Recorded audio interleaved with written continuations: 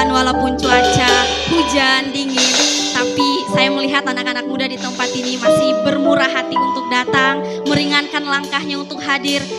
Tuhan akan perhitungkan langkah yang boleh teman-teman boleh langkahkan untuk hadir di tempat ini, amin. Untuk kita memasuki hadirat Tuhan, terlebih dahulu kita bersatu dalam doa. Kami bersyukur Tuhan untuk setiap kasih karunia penyertaan Tuhan dalam kehidupan kami. Sepanjang hari-hari kami, sepanjang minggu ini Tuhan boleh berkati kami. Hingga pada saat ini kami boleh hadir, masuk ke hadirat Tuhan. Bapak yang baik, ini kami anak-anak Tuhan yang boleh hadir di malam hari ini di tempat ini. Kiranya urapi kami dengan kuasa Roh Kudus-Mu. Di saat kami akan bersorak, memuji muliakan nama Tuhan, kami mau menyembah Engkau, kami mau bersekutu dengan firman-Mu. Roh Kudus-Mu yang hadir dalam setiap hati kami di tempat ini. Sehingga kami pulang, nanti kami membawa berkat, kami diurapi oleh kuasa Roh Kudus-Mu. Kami mulai ibadah kami di dalam nama Tuhan Yesus. Kami berdoa bersyukur, haleluya, amin. Anak-anak muda di tempat ini yang mau bersuka cita, yang mau mengangkat tangannya, saya undang dengan kasih Kristus kita bangkit bersama-sama. Kita pergerakan, karena di luar sangat dingin, jadi kita lakukan pergerakan, kita melompat bagi nama Tuhan. Kita angkat lagu pujian kita untuk Tuhan, kecaplah dan lihatlah.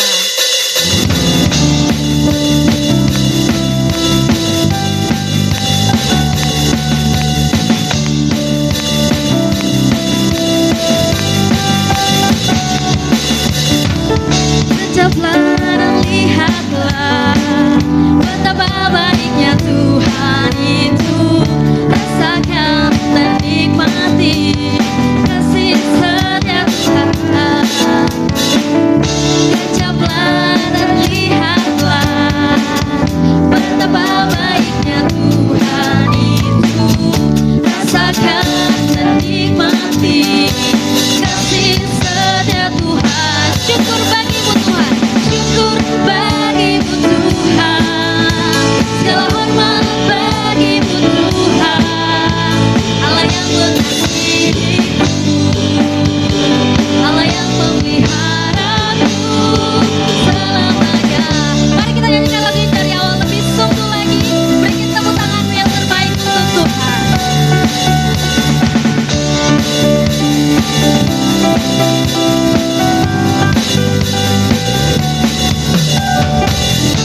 Kecaplah dan lihatlah betapa baiknya Tuhan itu.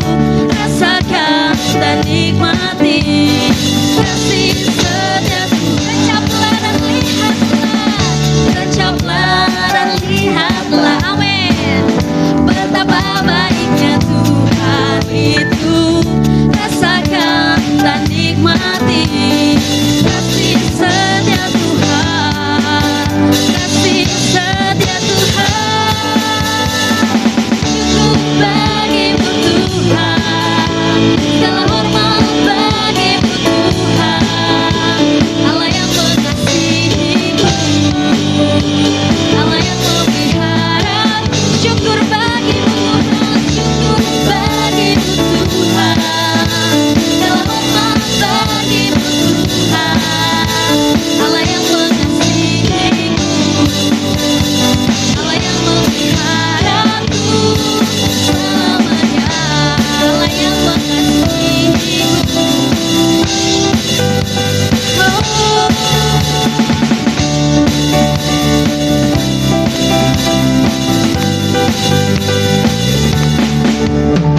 Puji nama Tuhan, masih bersuka cita untuk Tuhan, amin.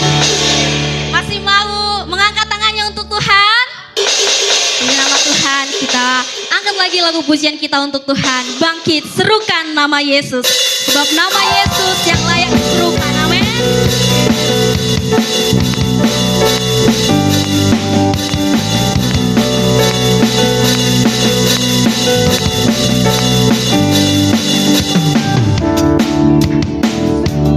Nama Yesus, mari maju, takkan kuasanya. Kita buat iblis gemetar, kita buat iblis gemetar.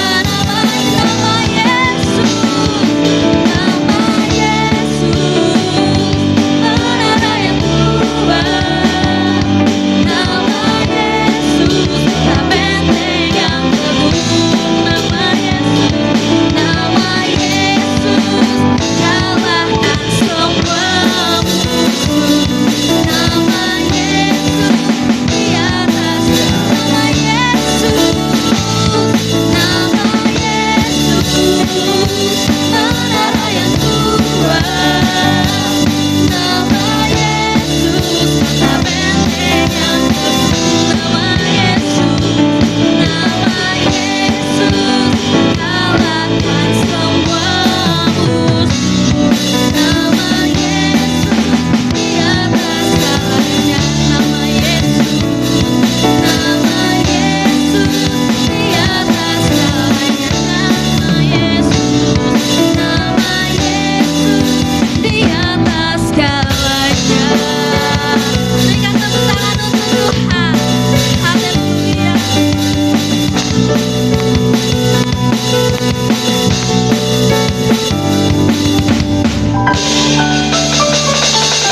Puji nama Tuhan, anak-anak muda di tempat ini yang sudah boleh menyuarakan pujian bagi nama Tuhan.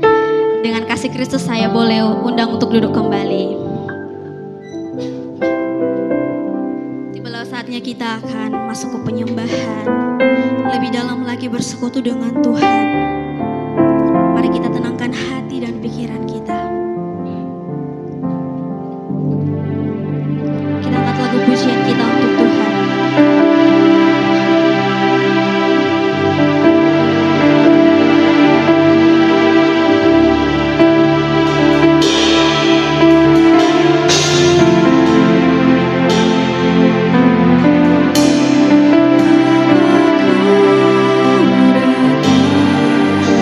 Menyembah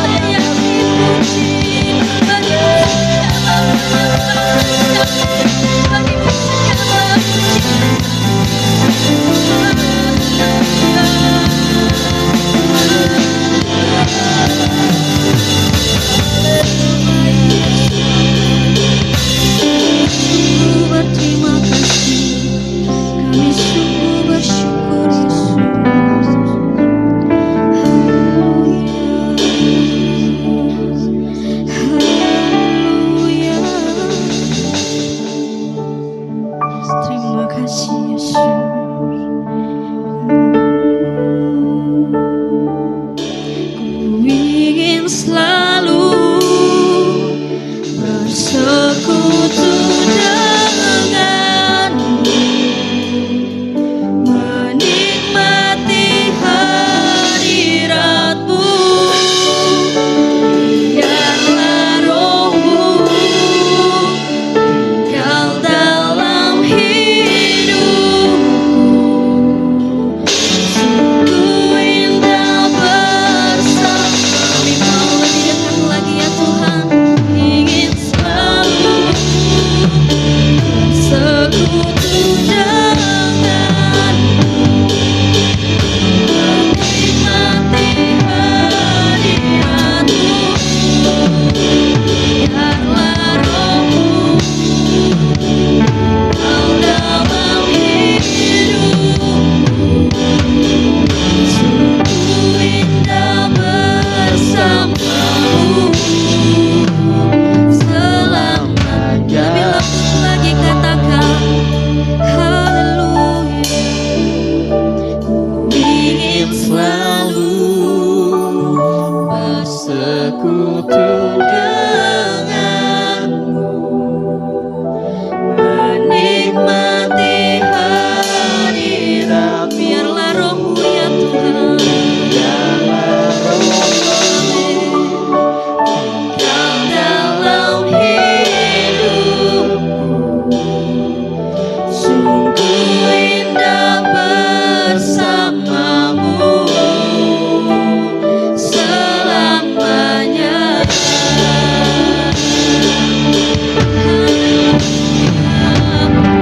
Ingin selalu bersekutu denganmu, menikmati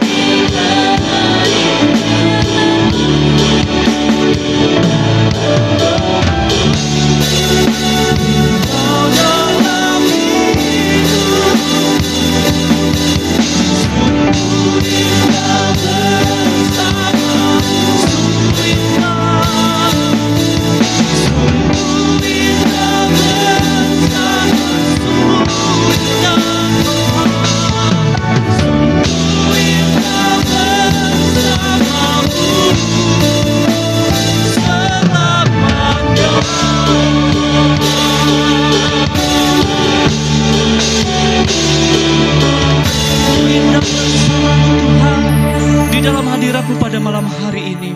Kami sungguh bersyukur kami boleh ada bersekutu dengan indah bersama dengan Tuhan.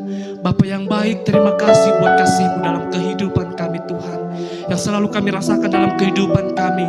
Secara khusus buat kami anak-anak muda yang ada di tempat ini, yang telah Tuhan panggil untuk bersekutu bersama dengan Tuhan melalui ibadah Youth Blessing Community kami pada malam hari ini Tuhan.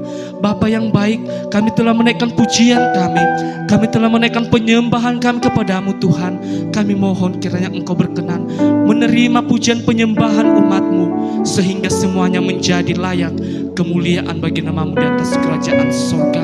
Tuhan Yesus yang terkasih, pada saat ini kami ingin mempersiapkan hati kami, menenangkan jiwa kami untuk menyambut kebenaran firman-Mu. Kami mohon kiranya Engkau mengurapi setiap kami yang ada di tempat ini Tuhan. Engkau hadir di tengah-tengah kami pada saat ini. Kiranya Engkau yang berkata-kata atas kami melalui firman-Mu yang akan disampaikan oleh hamba-Mu pada malam hari ini. Hamba-Mu yang akan menyampaikan kebenaran firman-Mu ya Tuhan. Tiada kekuatan, tiada keberanian, tiada persiapan selain memohon urapan daripada kuasa Roh Kudus-Mu. Engkau yang mengurapi, Engkau pakai lebih dahsyat, Engkau perlengkapi Tuhan, sehingga di dalam ketidakmampuan hamba-Mu, Engkau berkuasa untuk memberikan kemampuan di dalam berkata-kata untuk menyampaikan kebenaran firman Tuhan. Segala kuasa iblis, oknum jahat yang ingin mencuri sukacita kami sepanjang pendengaran kami akan firman Tuhan, kami tolak, kami usir, kami patahkan hanya di dalam nama Yesus, sehingga Engkau saja yang berkuasa atas kami pada malam hari ini Tuhan. Terima kasih ya Bapa, kami siap mendengarkan kebenaran firman-Mu. Di dalam nama Yesus Kristus kami berdoa dan mengucap syukur. Saudara yang siap mendengarkan firman Tuhan bersama saya katakan amin. Silakan duduk saudara yang terkasih. Shalom bagi kita semua. Bagaimana kabarnya malam hari ini? Ada sukacita? Amin. Sekalipun kita kedinginan, tetapi tetap bersukacita untuk beribadah kepada Tuhan pada malam hari ini. Saudara-saudara yang terkasih di dalam nama Tuhan kita Yesus Kristus, mari kita merenungkan firman Tuhan pada malam hari ini yang tertulis di dalam surat Efesus pasal 4 ayat yang ke-29. Sekali lagi, surat Efesus pasal 4 ayat 29. Mari kita baca secara bersama-sama karena ini ayat cuman satu ayat. Efesus pasal 4 ayat 29, 1, 2, 3. Janganlah ada perkataan kotor keluar dari mulutmu, tetapi pakailah perkataan yang baik untuk membangun di mana perlu, supaya mereka yang mendengarnya beroleh kasih karunia. Sekali lagi saya bacakan. Janganlah ada perkataan kotor keluar dari mulutmu, tetapi pakailah perkataan yang baik untuk membangun di mana perlu, supaya mereka yang mendengarnya beroleh kasih karunia. Saudara yang terkasih, saya sapa kita sekali lagi shalom. Sekali lagi shalom. Iya, pada malam hari ini saya sangat bersuka cita pastinya dan disertai dengan hati yang dak-dikduk. Kenapa? Karena baru perdana untuk menyampaikan firman Tuhan di gereja kita ini. Dan dalam beberapa bulan saya baru kembali untuk berdiri di depan jemaat Tuhan untuk berbagi firman Tuhan. Saya teringat ketika 1 tahun yang lalu, tepat 1 tahun yang lalu ketika kami diberangkatkan untuk mengikuti kegiatan MBKM dari fakultas, saya juga dipercayakan untuk membawakan firman Tuhan di depan para Bapak Ibu Profesor, Bapak Ibu Doktor, Magister Teologi, Bapak Ibu Pendeta dan teman-teman mahasiswa Fakultas Ilmu Teologi. Mungkin di sisi lain kita bilang, aduh kok berani banget ya? Iya, saya juga berpikir demikian. Kenapa bisa berani? Demikian juga pada malam hari ini, tadi di mobil hati saya tidak karuan. Apalagi pas dibilang Moses, abang yang bawa khutbah. Ya, hati saya itu tidak menentu. Saya harus memulainya dari mana? Sekalipun bahan renungan pada malam hari ini sudah saya siapkan jauh-jauh hari sebelumnya. Tetapi oleh karena itu saya percaya kekuatan daripada Tuhan yang akan memampukan untuk menyampaikan firman Tuhan pada malam hari ini. Ada amin? Saudara yang terkasih, dalam firman Tuhan yang telah kita dengarkan, yang telah kita bacakan pada malam hari ini, saya mengambil satu tema, yaitu perkataan yang penuh kasih. Boleh kita ucapkan bersama-sama? Perkataan yang penuh kasih. Saudara yang terkasih di dalam nama Tuhan kita Yesus Kristus, pasti ketika suatu saat, mungkin kita sudah pernah mengalami, kita termenung sendiri di suatu tempat, tiba-tiba datang teman kita yang mungkin memiliki satu beban yang lebih berat dari kita, atau mungkin beban itu bisa kita katakan hampir sama. Pergumulan kita hampir sama, ataupun kita memiliki sesuatu hal yang mungkin sangat mengganjal di hati kita, sehingga itu sangat selalu kita pikirkan hari demi hari, detik demi detik. Nah, seketika itu dia curhat kepada kita, di mana posisinya kita juga sedang dalam gundah gulana terhadap problem kehidupan kita.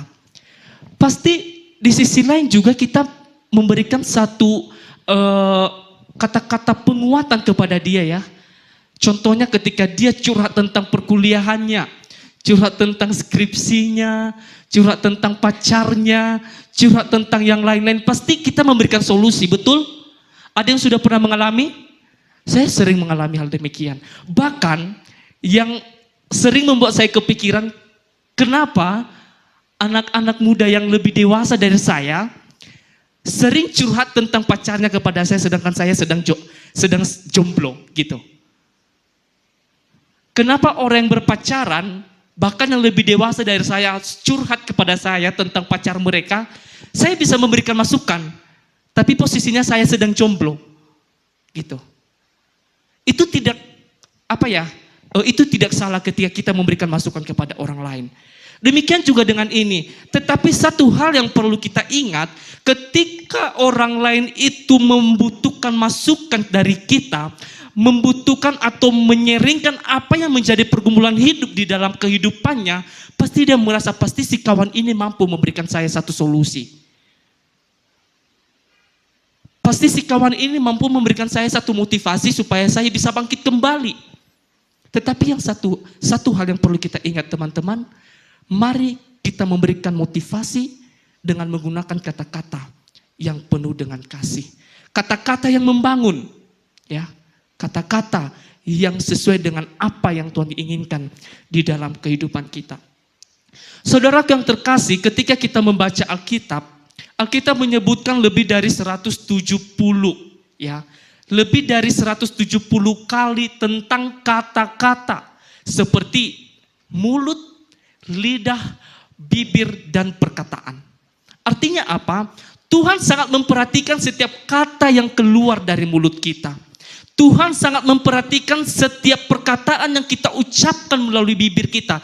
Tuhan sangat memperhatikan apa yang kita keluarkan dari mulut kita melalui lidah kita kepada orang lain. Apakah itu membangun, apakah itu cakap kotor, atau hanya itu sekedar kata-kata kosong, atau bisa menjadi satu motivasi yang mampu membangkitkan semangat orang lain yang mendengarkan. Jadi pertanyaannya, jika Allah begitu memperhatikan perkataan kita, maka kita pun harus sadar benar bagaimana kita berkata sesuai dengan kehendak Tuhan. Ya. Sebelum kita melanjutkan dari perenungan firman Tuhan ini, saudara yang terkasih, ketika kita membaca tadi dari teks surat Efesus 4 ayat 29 ini, perlu kita ketahui bagaimana latar belakang dalam penulisan kitab ini, yaitu kitab ini sudah pasti ditulis oleh Rasul Paulus, ya. Ditulis oleh Rasul Paulus sekitar tahun 60 atau 62 Masehi, dan ini posisinya di dalam penjara. Ya. Jemaat Efesus yang hidup di tengah kota yang ramai pada saat itu, kosmopolitan, ya, dan penuh berbagai pengaruh budaya, filsafat, dan praktik penyembahan berhala. Sehingga ketika kita membaca ayat-ayat sebelumnya, membaca pasal-pasal sebelumnya, Paulus menjelaskan kepada kita melalui kehidupan jemaat di Efesus pada saat itu, ia ingin mendorong jemaat di Efesus untuk tetap hidup sesuai dengan identitas mereka sebagai orang yang telah ditebus oleh Tuhan, sebagai orang yang sudah lahir baru. Ketika kita membaca di dalam Efesus 4 ayat 1, sebagai orang yang mampu menghidupi panggilan mereka di hadapan Tuhan. Tetapi pada malam hari ini firman Tuhan mengingatkan kita. Ketika dalam konteks ini berbicara kepada jemaat di Efesus, maka pada malam hari ini berbicara kepada kita, Youth Blessing Community. Ya. Kita didorong oleh seorang rasul Tuhan, supaya kita semakin memperteguh identitas kita itu kepada Tuhan sebagai orang-orang yang sudah lahir baru, sebagai orang-orang yang sudah ditebus, sebagai orang-orang yang sudah menerima panggilan Tuhan, yang sedang menjalankan panggilan Tuhan, maupun yang sedang menunggu panggilan daripada Tuhan. Bukan dalam panggilan untuk mati, ya, tidak. Nah, saudara yang terkasih dalam nama Tuhan kita Yesus Kristus, di kalimat pertama ayat 29 ini dikatakan, janganlah ada perkataan kotor keluar dari mulutmu. Ketika kita membaca kata perkataan kotor ini dalam bahasa Yunani, yaitu sapros, ya, yang berarti busuk, rusak, tidak berguna. Sama seperti buah. Beberapa hari lalu minggu lalu, ya, saya mendapatkan buah pemberian dari teman, pisang dan alpukat. Puji Tuhan alpukatnya sudah habis, pisangnya belum. Kebetulan saya kurang suka dengan pisang. Ya, kebetulan saya kurang suka dengan pisang. Jadi ada beberapa yang saya makan kemarin, dia kasih satu sisir. Pisang apa ya? Pisang barangan itu, panjang-panjang dia. Jadi ketika pisang itu sudah matang, saya makan hampir setengah dan sebagiannya lagi saya kasih kepada teman-teman yang datang ke kos. Dan ada beberapa lagi kemarin itu yang tidak habis saya makan sampai membusuk di kamar gitu. Ketika pisang itu membusuk teman-teman, pasti saya tidak mau memakannya dong. Saya buang. Demikian juga dengan perkataan kotor ini. Ya. Perkataan kotor itu seumpama dengan dia buah yang busuk, yang tidak bisa dikonsumsi lagi. Bukan dalam arti perkataan kotor itu adalah perkataan ketika kita berkata, maka perkataan kita itu berbarengan dengan sampah, berbarengan dengan ludah, berbarengan dengan hal-hal yang kotor lainnya, tidak. Tetapi perkataan kotor di dalam hal ini adalah bagaimana ketika kita berbicara kepada orang lain, perkataan kita itu adalah perkataan yang mungkin bisa menusuk hati orang yang mendengarkan, yang mungkin bisa melukai hati orang yang mendengarkan. Itulah perkataan kotor. Setelah membusuk, ya pasti kita buang dong. Oleh karena itu, apakah kita juga yang ada di tempat ini selalu memelihara perkataan kotor itu? Atau kita selalu membuangnya ke tempat sampah, tidak kepada orang-orang yang ada di sekitar kita? Nah, Paulus mendorong perkataan yang agathos, tidak mendorong kita untuk menggunakan kata yang sapros. Yang agathos itu apa? Perkataan yang baik, perkataan yang berharga, perkataan yang membawa manfaat. Seperti yang sudah saya katakan di awal tadi, baiknya ketika kita berbicara kepada orang lain, perkataan kita itu adalah perkataan yang penuh dengan kasih. Perkataan yang membangun, yang menguatkan ketika kawan kita lemah, kita menguatkan. Ya, sekalipun kita adalah orang-orang yang perlu dikuatkan. Tidak menjadi tertutup kemungkinan bagi kita untuk menguatkan orang lain. Ya. Oleh karena itu saudaraku yang terkasih, dalam nats ini yang membuat ayat ini begitu kuat ketika kita membaca di ayat di bagian yang terakhir ketika ia mengatakan di sana bahwasanya ketika kita menggunakan perkataan yang penuh dengan kasih, supaya apa? Supaya mereka yang mendengarnya beroleh kasih karunia. Ya. Tuhan mau memakai mulut kita sebagai saluran anugerahnya kepada orang lain. Melalui perkataan kita. Kita dipakai Tuhan untuk menjadi saluran berkat kepada orang lain, teman-teman. Tidak serta-merta hanya sebatas kita memberikan barang kepada orang lain. Tidak serta-merta kita membantu orang lain untuk memberikan dia materi. Tidak. Tetapi ketika kita menyampaikan kata saja yang bisa menguatkan dia, itu sudah merupakan saluran berkat bagi mereka. Oleh karena itu saudara yang terkasih, dalam perenungan firman Tuhan ini ada dua hal yang perlu kita renungkan. Mengapa kita harus mempraktikkan perkataan yang penuh kasih? Ada dua hal yang perlu kita renungkan. Yang pertama, perkataan menjadi sumber kehidupan bagi orang percaya. Ya. Perkataan menjadi sumber kehidupan bagi orang percaya. Di dalam Efesus pasal 4 ayat 29 dikatakan di sana bagian setelah perkataan kotor tadi, ya. Tetapi pakailah perkataan yang baik untuk membangun. Kata membangun ini ketika kita telusuri di dalam bahasa Yunaninya itu oikodome, yang secara harafiahnya berarti membangun, ya. Membangun atau bukan menjatuhkan. Artinya setiap perkataan yang kita ucapkan itu seperti batu bata. Tahu batu bata kan saudaraku? Ya. Tiang gereja ini atau bangunan gereja ini bisa berdiri karena ada batu bata di dalamnya. Sekalipun kita hanya melihat plasteran semen yang begitu rapi, tetapi di dalamnya ada batu bata yang kokoh yang sudah dibangun oleh tukang. Ya. Nah, pada malam hari ini juga kita diingatkan bagaimana supaya kita menggunakan perkataan kita itu untuk membangun sesama kita. Ya. Perkataan yang kita ucapkan itu seperti batu bata yang bisa membangun rumah yang kokoh di dalam hati seseorang. Atau apakah perkataan kita itu bisa menghancurkan hatinya? Misalnya, ketika ada teman kita tadi yang ingin curhat kepada kita. Dia sudah ada dalam satu permasalahan besar. Dia curhat. Dia sudah rapuh berkeping-keping ini. Ketika dia curhat kepada kita, posisi kita juga lagi dalam masalah, maka kita memberikan kepadanya kata-kata yang tidak membangun dia, malah menjatuhkan mentalnya, malah mendownkan dia. Pasti apa yang ada dalam hatinya itu akan runtuh, semakin hancur berkeping-keping. Ya, semakin hancur berkeping-keping. Oleh karena itu, mari kita renungi dalam kehidupan kita masing-masing. Apakah perkataan kita itu selalu membangun? Mungkin tanpa kita sadari, kita juga sering melontarkan kata-kata yang mungkin bisa menjatuhkan hati atau perasaan orang lain yang ada di sekitar kita, teman-teman. Ya.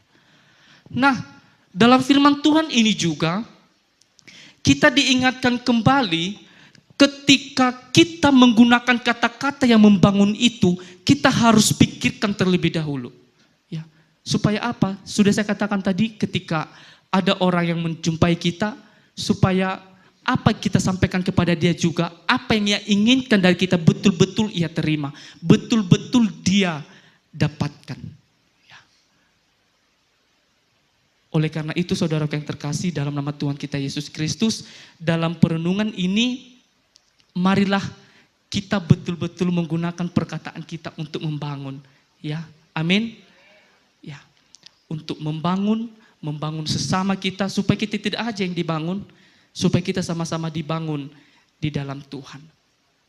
Saudaraku yang terkasih dalam nama Tuhan, ada penelitian psikologi modern yang menunjukkan bahwa cara seseorang berbicara, baik kepada orang lain maupun kepada dirinya sendiri, secara langsung membentuk pola pikir, kebiasaan, dan karakter orang tersebut. Saya tidak tahu bagaimana dengan teman-teman. Saya kadangkala bisa menilai karakter seseorang itu dari cara dia berbicara. Ya, dari cara berbicara, dari nada dia berbicara, dari cepatnya dia berbicara, ataupun dari tatapan dia ketika melihat kita saat berbicara. Nah, ini penelitian psikologi menunjukkan bahwasanya ternyata cara kita berbicara juga merupakan satu bentuk pola pikir. Berarti apa yang ada di pikiran kita, otomatis itu yang akan kita sampaikan. Ketika pikiran kita kotor, maka itu yang akan kita lakukan. Ketika pikiran kita jernih, maka yang kita lakukan juga yang jernih.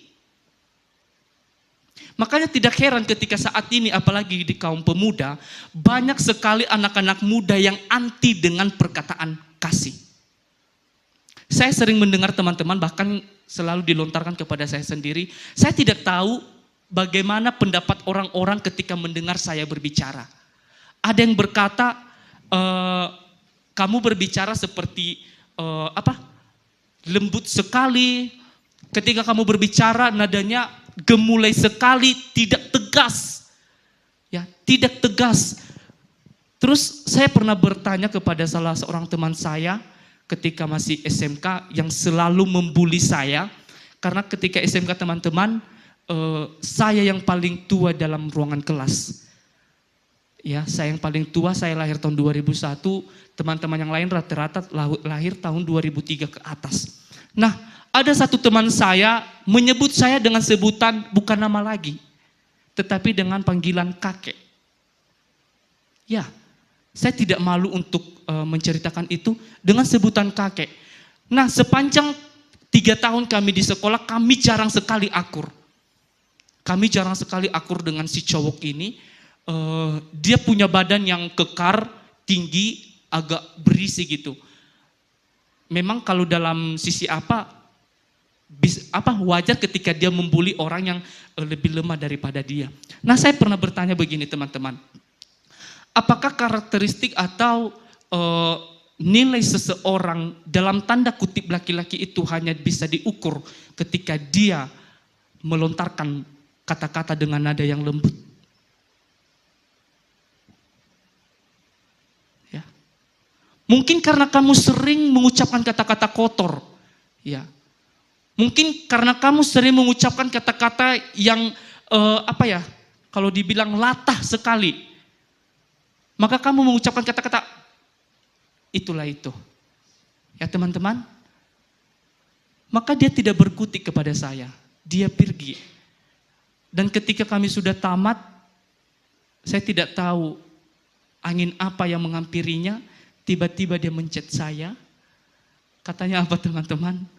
Fer, kirim dulu nomor rekeningmu. Dikirimnya cepet. Ya, kami tidak, kami sudah lost kontak setelah tamat. Tetapi tiba-tiba dia ada ngechat saya. Dia sudah berulang kali ganti nomor WA ya. Tiba-tiba dia ngechat saya dengan WA yang baru. Tiba-tiba dia ngechat dan minta nomor rekening. Memang di sisi lain saya suka cita sekali. Apalagi untuk anak kos-kosan. Tetapi waktu itu teman-teman saya tidak langsung memberikan. Ya, memang saya mengungkit ketika masa sekolah. Karena di sisi lain saya sakit hati ketika dikata-katain. Ya siapa dong tidak sakit hati, apalagi kalau dibully di sekolah ya. Dibully di sekolah gitu. Nah tetapi pada saat ini teman-teman, ketika karakter seseorang itu memang bisa dinilai dari perkataannya, maka marilah kita nilai dari sisi positifnya.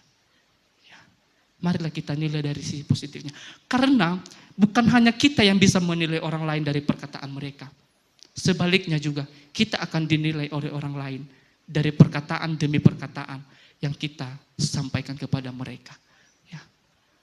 Nah, oleh karena itu apa kata Alkitab terkait tentang hal ini saudara yang terkasih? Ada 3 nats yang saya kutip. Yang pertama yaitu Amsal 18 ayat 21. Boleh satu orang membacakannya kepada kita? Amsal 18 ayat 21. Ya, hidup dan mati dikuasai oleh lidah. Siapa suka menggemakannya akan? Ya, artinya apa? Ketika kita menyalahgunakan dalam menggunakan lidah kita ini teman-teman, ada kata istilahnya itu kita akan dapat karmanya. Ya, kita akan dapat karmanya. Mungkin dalam penyampaian firman Tuhan ini saya selalu teringat dengan apa yang sudah pernah saya alami. Saya memiliki teman yang ada masalah dengan saya di perkuliahan ini teman-teman. Mungkin saya tidak kasih tahu namanya. Kami satu kelas. Suatu waktu kami berpergian lah mengikuti sebuah kegiatan. Ketika kami ditentukan untuk tinggal dalam satu tempat tinggal atau satu kamar di penginapan, maka si kawan ini sontak mengatakan, menyebutkan nama binatang gitu ya, menyebutkan nama binatang. Dia sebutkan lalu ia mengatakan, satu kamar aku sama si B2 katanya begitu. Saya dengar langsung, saya di belakangnya, sampai-sampai pada saat itu dia langsung memberikan permohonan kepada atasan untuk tukar teman satu kamar, sehingga pada saat itu saya bad mood. Saya bad mood ketika mendengar hal itu. Ya dalam arti saya sudah tidak bersemangat jauh-jauh melewati negara gitu ya. Ketika kami ke Thailand, tiba-tiba sampai di sana rasa lelah bukan berkurang, tetapi makin bertambah ketika seorang teman mengatakan kata-kata yang menyakitkan hati, gitu. Kemudian kami diganti teman dalam satu kamar. Sejak saat itu saya sudah tidak respect lagi dengan dia. Tidak mau bergabung lagi ketika ada apa gitu, tidak mau dekat-dekat dengan dia karena masih terpendam di dalam hati lah pada saat itu. Nah tiba-tiba dan ada hal-hal yang lain yang terjadi setelah itu sampai sebelum kami berangkat PPL. Terkejutnya ketika saya berangkat PPL teman-teman, kami PPL-nya di Tapanuli Tengah, kami sudah di travel hari Sabtu waktu itu. Tiba-tiba pesannya masuk, katanya begini, Fer saya minta maaf. Dia ngechat panjang lebar gitu ya. Saya minta maaf selama ini saya merasa saya salah, sudah memperlakukanmu begini, padahal sebelumnya kita sangat dekat katanya begitu. Bahkan kita sudah pernah satu tempat tinggal, kita sudah pernah seperti saudara dan lain sebagainya. Ya, apa saya katakan teman-teman? Ya, enggak apa-apa, saya maafkan. Mungkin kita memang ada salah satu dengan yang lain. Tetapi ketika kita menyadarinya, saya rasa Tuhan akan mengampuni kita. Maafkan juga ketika saya ada salah, saya katakan demikian. Nah, oleh karena itu teman-teman, dari cerita ini saya ingin menyampaikan bahwasanya ketika kita menggemakan lidah kita untuk melontarkan kata-kata yang tidak enak kepada orang lain, pasti suatu saat kita akan menyesalinya. Ya, kita akan menyesalinya. Bahkan tanpa tiba-tiba dia ngecek saya dan minta maaf. Gitu. Nah, ayat yang kedua, sampai di situlah itu. Ayat yang kedua, Amsal pasal 10 ayat 11. Amsal pasal 10 ayat 11, boleh satu orang lagi membaca? Ya, mulut orang benar adalah sumber kehidupan, tetapi mulut orang fasik menyembunyikan kelaliman. Mari kita merenungkan nats ini dalam pribadi kita masing-masing teman-teman. Barangkali ketika kita merenungkannya, di mana kita berada? Apakah kita sudah termasuk di dalam orang yang memiliki mulut orang benar? Apakah juga kita adalah orang-orang yang memiliki mulut orang fasik? Ya, mari kita renungkan dalam pribadi kita. Ketika kita memiliki mulut orang benar, maka secara tidak langsung kita sudah memiliki sumber kehidupan itu. Dan kita juga akan menyalurkan sumber kehidupan itu kepada orang lain melalui kasih Kristus. Tetapi ketika kita memiliki mulut orang fasik, maka kita akan sering dan selalu menyembunyikan kelaliman di dalam kehidupan kita. Akan selalu memutarbalikkan fakta yang sebenarnya di dalam kehidupan kita. Dan ayat yang ketiga, yaitu Yakobus 4 ayat 17. Boleh satu orang membaca lagi ayat yang terakhir. Jadi jika seorang tahu, ya, jadi jika seorang tahu bagaimana ia harus berbuat baik di sini boleh kita katakan bagaimana ia harus untuk berkata-kata dengan penuh kasih, tetapi ia tidak melakukannya, maka ia berdosa. Nah, mungkin kita sering latah, ya, latah. Contohnya ketika kita dikagetkan, pasti kita mengeluarkan kata-kata yang apakah itu cacian, apakah mengeluarkan nama-nama dari kebun binatang dan lain sebagainya. Ketika kita mengetahui itu salah tetapi kita tetap mengungkapkannya, maka kita berdosa. Ya. Ketika kita tahu mempergunakan perkataan yang penuh dengan kasih itu baik, tetapi kita tidak melakukannya, maka kita berdosa. Maka dengan itu teman-teman, mari kita renungkan firman Tuhan ini dalam hati kita. Ya. Hidup dalam kekudusan adalah gaya hidup yang membuat kita berbeda dengan dunia. Ketika kita selalu memperkatakan kata-kata kasih di dalam kehidupan kita, maka itu adalah gaya hidup kita yang membuat kita berbeda dengan dunia. Yang membuat kita berbeda dengan orang-orang yang selalu menggunakan kata-kata kotor. Yang membuat kita berbeda dengan orang-orang yang selalu menyebutkan nama-nama yang ada di kebun binatang kepada teman-temannya. Yang membuat kita berbeda dengan orang-orang yang selalu menghina-hina orang lain. Yang membuat kita berbeda dengan orang-orang yang selalu menjatuhkan sesamanya manusia. Inilah yang membuat kita berbeda. Ketika kita hidup di dalam kasih Kristus itu. Ya, ada amin? Ya. Saya percaya dan kita mungkin tahu, kita yang ada di tempat ini hidup oleh karena kasih Kristus. Ya. Maka ketika kita juga melakukan kasih itu kepada orang lain, pasti ini menjadi satu ciri khas kita, menjadi gaya hidup kita yang membuat kita berbeda terhadap orang-orang luar. Ya. Sehingga dalam Roma pasal 12 ayat 2 dikatakan di sana, janganlah kamu menjadi serupa dengan dunia ini, tetapi berubahlah oleh pembaharuan budimu, sehingga kamu dapat membedakan manakah kehendak Allah, apa yang baik, yang berkenan kepada Allah, dan yang sempurna. Banyak kali di masa-masa sekarang, apalagi dalam kecanggihan teknologinya teman-teman, anak-anak muda hidup di dalam FOMO. Ya. Hidup di dalam FOMO. Hidup di dalam euforia. Hidup di dalam keugaharian orang-orang lain. Ketika orang lain misalnya pergi jalan-jalan ke spot-spot terbaru, tidak salah memang ketika kita ke sana untuk refreshing. Tetapi kita harus cek motivasinya bagaimana.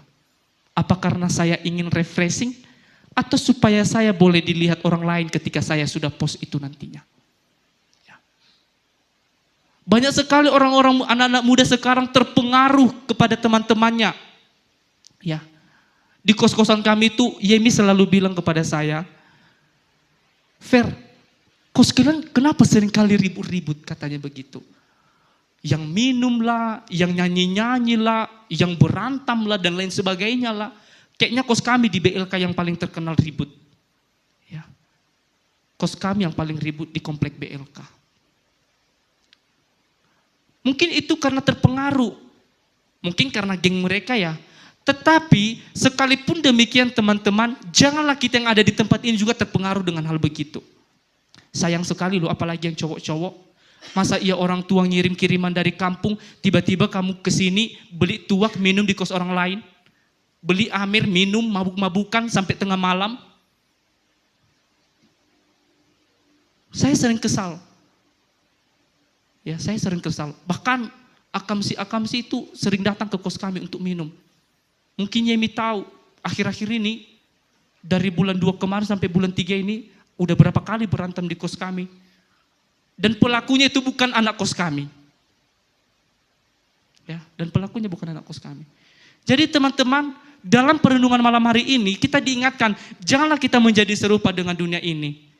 Ya, ketika teman-teman kita jauh di dalam peribadatan kepada Tuhan, maka marilah kita menjauhkan diri dari mereka. Bukan menjauhkan diri dari peribadatan kita. Ketika orang-orang lain selalu menggunakan kata-kata kotor, janganlah kita meniru itu. Sekalipun dia teman geng kita, jangan mudah terpengaruh. Ya, jangan mudah terpengaruh. Oleh karena itu, sehingga firman Tuhan yang kita dengarkan, yang kita renungkan pada malam hari ini, betul-betul dapat kita hidupi dalam kehidupan kita. Amin. Yang kedua, mengapa kita harus memperhatikan perkataan yang penuh kasih? Ya, yang kedua, perkataan kita, karena perkataan kita menjadi saluran untuk menyatakan kasih Allah. Ya. Karena perkataan kita menjadi saluran untuk menyatakan kasih Allah. Dalam Efesus 4 ayat 29b dikatakan supaya mereka yang mendengarkannya, mendengarkan perkataan-perkataan kita beroleh kasih karunia. Dalam ayat ini saudara yang terkasih, Paulus tidak sekedar melarang kita untuk melakukan atau menyampaikan perkataan kotor. Tetapi ia juga mengundang kita kepada sesuatu yang lebih jauh mulia. Yang jauh lebih mulia yaitu menjadi saluran kasih Allah melalui kata-kata kita. Berarti kita tidak hanya ditegur supaya tidak melontarkan perkataan-perkataan kotor. Tetapi kita diundang. Diundang menjadi apa? Menjadi saluran kasih Allah melalui kata-kata kita. Melalui kata-kata kita. Kata kasih karunia dalam bahasa Yunani itu charis. Charis. Yang dalam perjanjian baru yang hampir selalu merujuk pada anugerah Allah yang diberikan secara cuma-cuma kepada manusia. Artinya ketika kita berbicara dengan baik, benar dan penuh kasih, Allah sedang bekerja juga di dalam perkataan kita untuk menyentuh hati orang lain. Untuk menyentuh hati orang lain.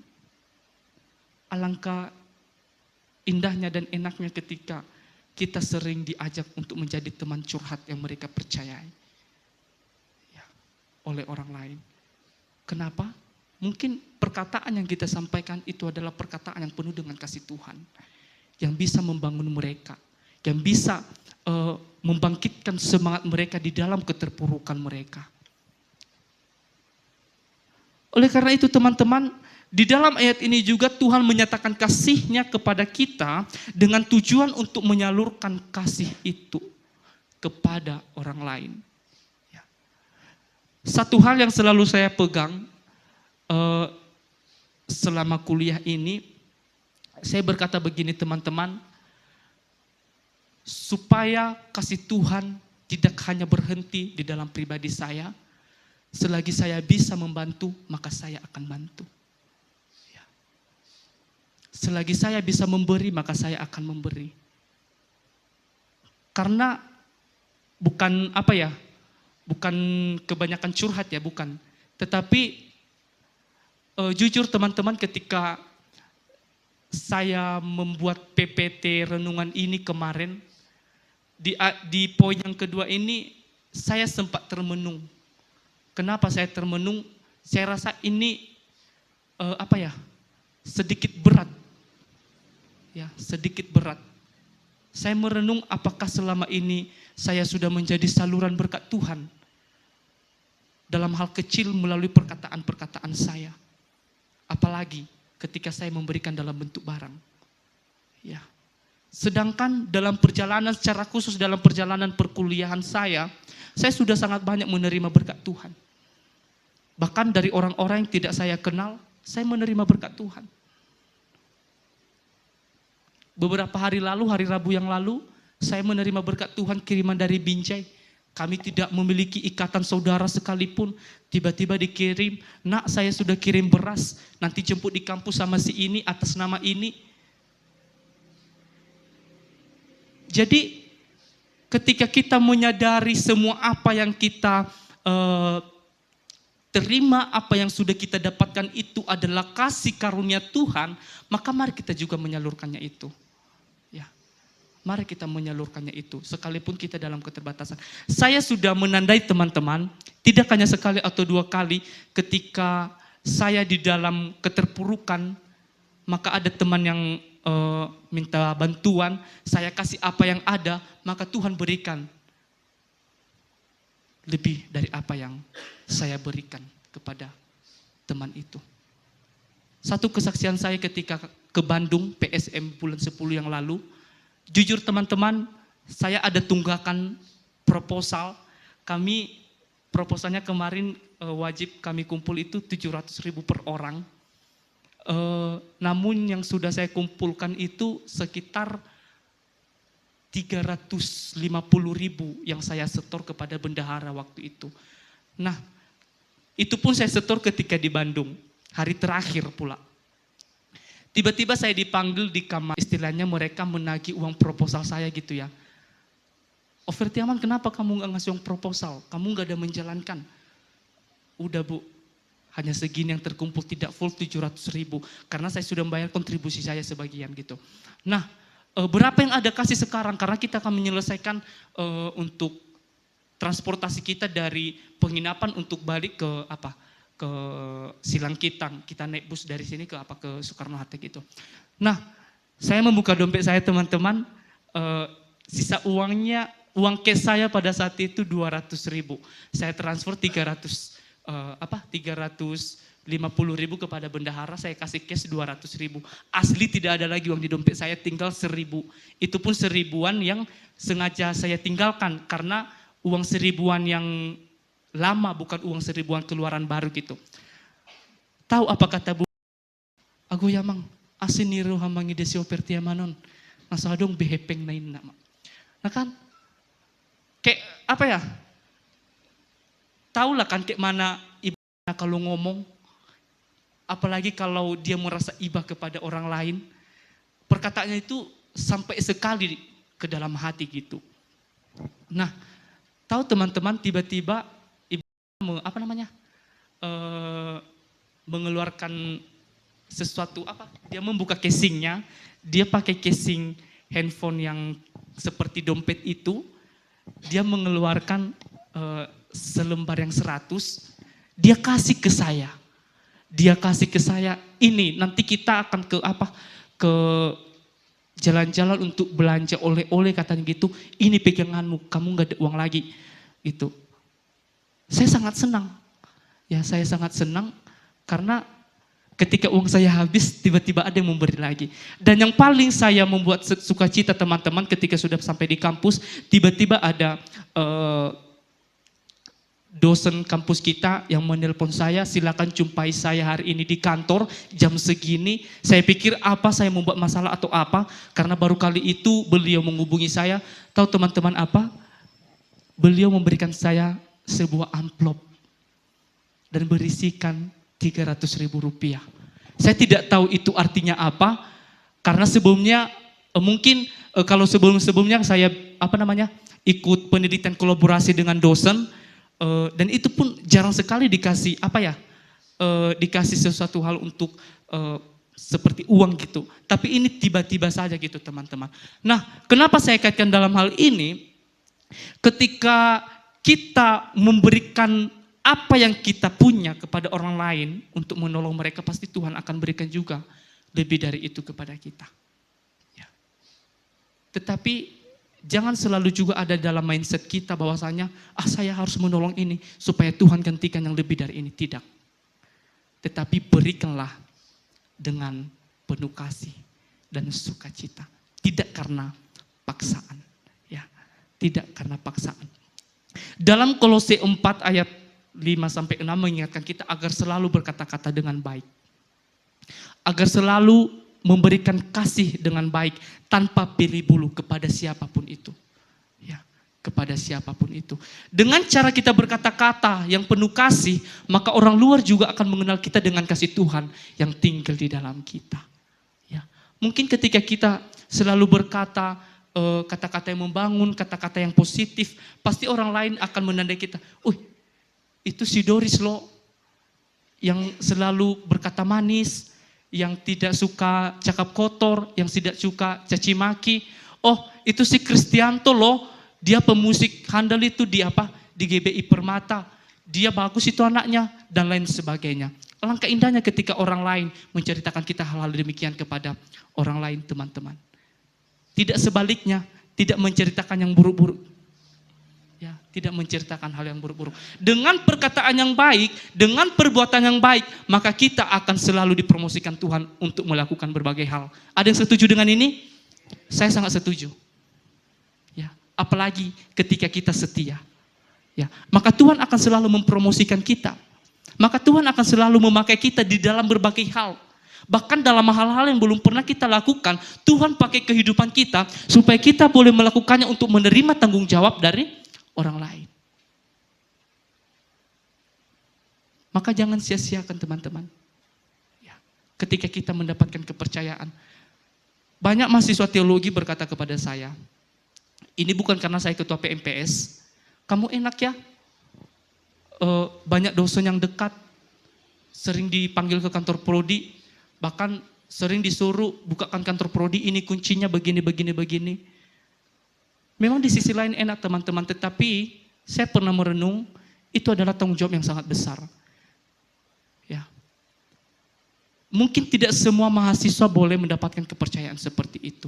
Tetapi ketika kita diberikan kepercayaan, maka mari kita lakukan dengan setia. Apalagi dalam hal-hal yang kecil.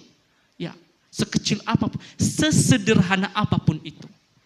Karena apa? Karena kita setia untuk melakukan itu sampai sukses, maka Tuhan akan mempromosikan kita dalam berbagai-bagai hal yang lain. Ya. Maka satu hal yang perlu kita ingat teman-teman, Tuhan yang menciptakan semesta ini dengan perkataannya, dengan firman-Nya, yang dikatakan di awal di dalam Kejadian itu, jadilah terang. Maka kini juga Tuhan mengundang kita untuk turut serta di dalam karyanya melalui perkataan kita. Ya. Betapa besar kepercayaan Tuhan bagi kita teman-teman. Tidak hanya sekedar menerima kasih itu, tetapi mari kita menyalurkan kasih itu. Satu ilustrasi singkat teman-teman, dalam sebuah sekolah di tahun 90-an, 1960-an, ada seorang guru yang bernama Ibu Elizabeth di sebuah kota kecil. Ibu Elizabeth ini memiliki satu kebiasaan ketika mengawali semester yang baru, maka dia menuliskan satu kalimat dalam secari kertas yang berbeda-beda dan ia selipkan di laci setiap siswanya. Nah, suatu saat ada muridnya ini yang bernama Marko, ya, yang bernama Marko. Marko ini menemukan kertas di lacinya yang bertuliskan, katanya begini, catatan dari Ibu Elizabeth. Marko memiliki mata yang melihat hal-hal yang orang lain lewatkan. Ya. Suatu hari mata itu akan mengubah dunia. Ketika hari demi hari Marko tumbuh dewasa, teman-teman, dia penuh dengan kesulitan, berbagai tantangan, berbagai problema-problema kehidupannya. Tetapi suatu saat dia tidak mau menyerah, ya. Dia tidak menyerah dalam setiap keadaan yang ia alami. Nah, ia mengeluarkan kertas kecil itu ketika ia selalu merenung, ketika ia selalu berpikir, kenapa saya begini? Kenapa saya selalu tertinggal dari teman-teman yang lain? Dia membaca surat ibu gurunya tadi, Bu Elizabeth. Suatu saat ada pendaftaran untuk menjadi seorang fotografer di daerahnya, maka dia mendaftar ke sana. Dia mendaftar, puji Tuhan dia menang. Tahu apa yang dia foto?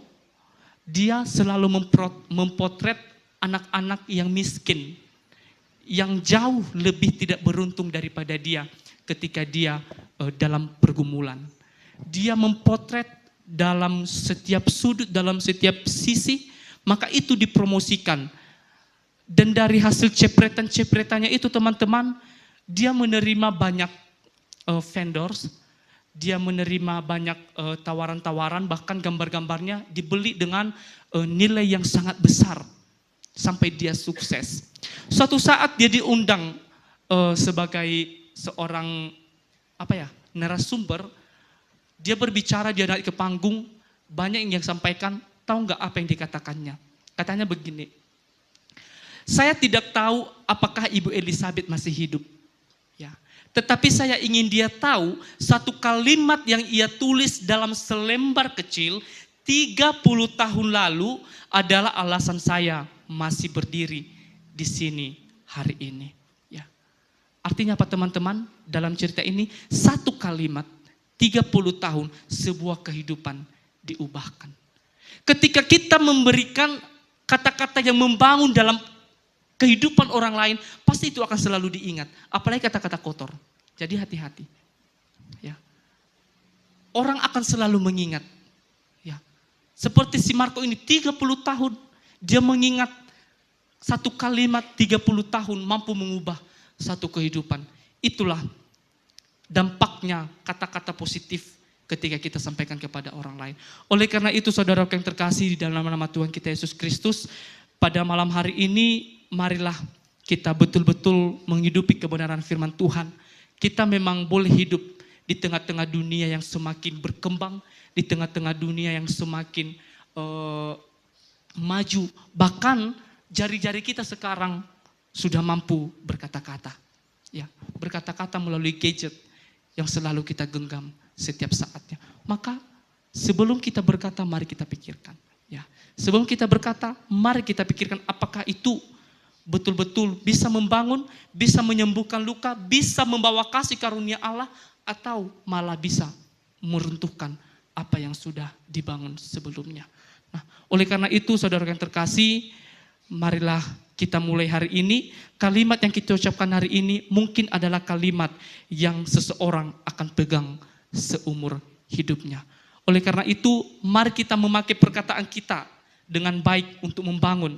Kiranya Tuhan yang menguduskan kita melalui perkataan kita. Mari kita baca Yosua pasal 1 ayat 8, dikatakan di sana, janganlah engkau lupa memperkatakan kitab Taurat ini, tetapi renungkanlah itu siang dan malam, supaya engkau bertindak hati-hati sesuai dengan segala yang tertulis di dalamnya. Sebab dengan demikian perjalananmu akan berhasil dan engkau akan beruntung. Mari kita merenungkan firman Tuhan, mari kita renungkan perkataan-perkataan kasih yang membangun di dalam setiap kehidupan kita. Mari kita jauhkan kita dari perkataan-perkataan kotor tadi, ya. Supaya apa? Supaya perjalanan kita berhasil dan kita akan menjadi orang-orang yang beruntung, ya.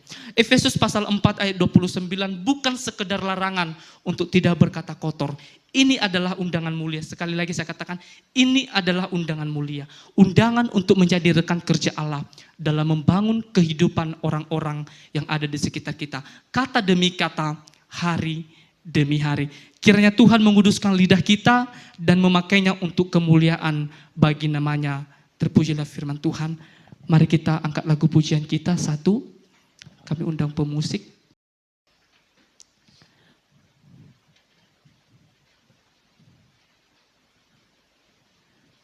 Kita bernyanyi, hanya dekat kasih-Mu Bapa.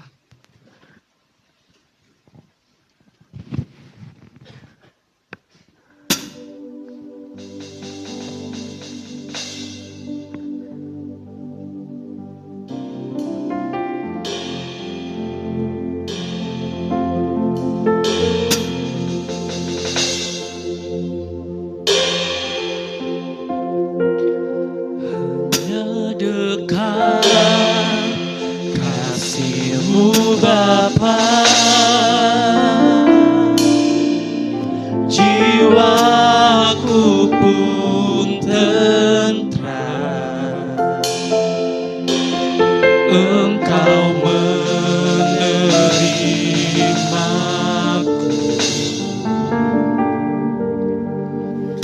dengan sepenuhnya. Walau dunia melihat rupa, namun Kau memandangku sampai ke kedalaman hatiku. Tuhan ini yang ku tahu, Tuhan inilah yang ku tahu. Kau mengenal hatiku, Kau melebihi semua yang terdengar sekalipun. Tuhan inilah yang ku mau. Kau menjaga hatiku supaya kehidupan terpancar senantiasa.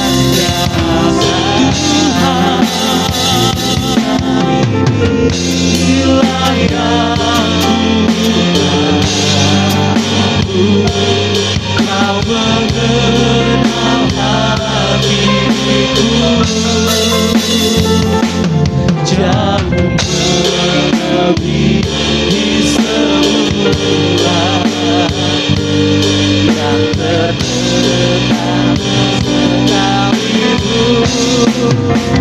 Tuhan inilah yang Kau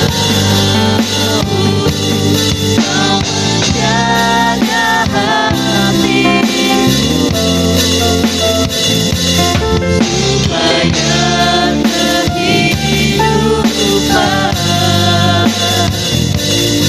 terpancar senantiasa. Benar ya Tuhan, inilah yang kami mau. Inilah hidup kami. Pakai kami Tuhan untuk menjadi alat kemurahan Tuhan. Pakai kami Yesus untuk menjadi berkat melalui mulut bibir lidah kami. Biarlah melalui mulut bibir lidah kami nama Tuhan yang dipermuliakan. Sehingga setiap perkataan yang keluar dari setiap perkataan kami, banyak orang yang terberkati, banyak orang yang merasa belas kasihan karunia Allah. Terima kasih Bapa.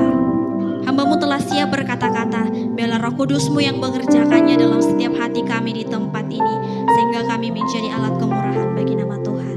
Dalam nama Tuhan Yesus, kami sungguh bersyukur. Haleluya. Amin. Puji nama Tuhan. Terima kasih kepada hambanya yang boleh memberkati kita di malam hari ini. Sungguh luar biasa, biarlah terus karya-karya Tuhan semakin nyata diperlengkapi kepada hambanya, juga kepada setiap kami yang mendengarkan firman Tuhan. Tibalah saatnya kita akan memberikan persembahan yang terbaik kita boleh berikan untuk Tuhan. Sambil kita mengangkat pujian bagi nama Tuhan. Terlebih dahulu kita bersatu dalam doa. Terima kasih Tuhan, kami kembali bersyukur, kami kembali berdoa kepadamu. Terima kasih untuk setiap waktu yang Tuhan boleh berikan hingga pada saat ini kami tiba. Tuhan Yesus yang baik, sebentar kami akan memberikan persembahan yang terbaik yang boleh kami berikan untuk Tuhan. Tuhan berkati tangan-tangan yang memberi, Tuhan gantikan 30, 60, bahkan 100 kali lipat sesuai dengan janji kebenaran firman Tuhan. Bagi kami yang belum dapat memberi, diurapi oleh Tuhan, sehingga di kemudian hari kami dapat memberi semuanya untuk kemuliaan bagi nama Tuhan. Kami memberi persembahan kami dengan sukacita. Buat anak-anak Tuhan, teman-teman yang boleh memberi dengan sukacita bersama dengan saya, katakan amin. Kita berikan persembahan kita sambil kita mengangkat pujian untuk Tuhan.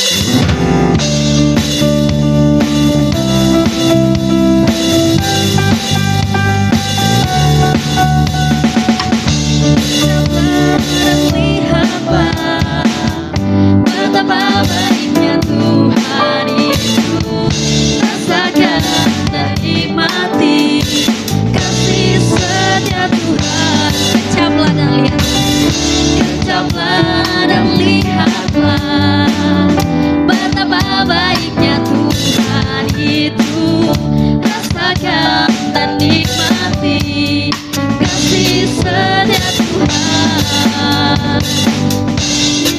Ya Tuhan, syukur bagimu Tuhan, segala hormat bagimu Tuhan, Allah yang mengasihiku, Allah yang memeliharaku. Syukur bagimu Tuhan, segala hormat bagimu Tuhan, Allah yang mengasihiku, Allah yang memeliharaku selamanya.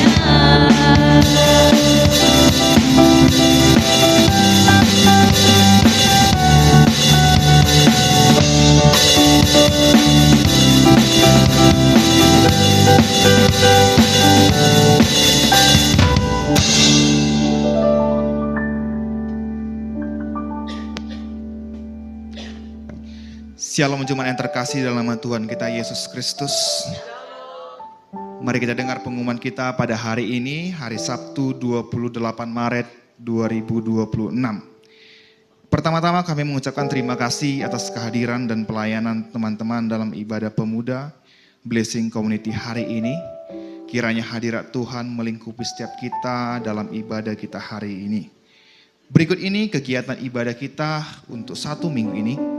Yang pertama, ibadah kebangkitan kebangunan rohani minggu dilaksanakan besok pada hari Minggu 29 Maret 2026 pukul 10 WIB yang dilayani oleh PDP Moses Marbun STH.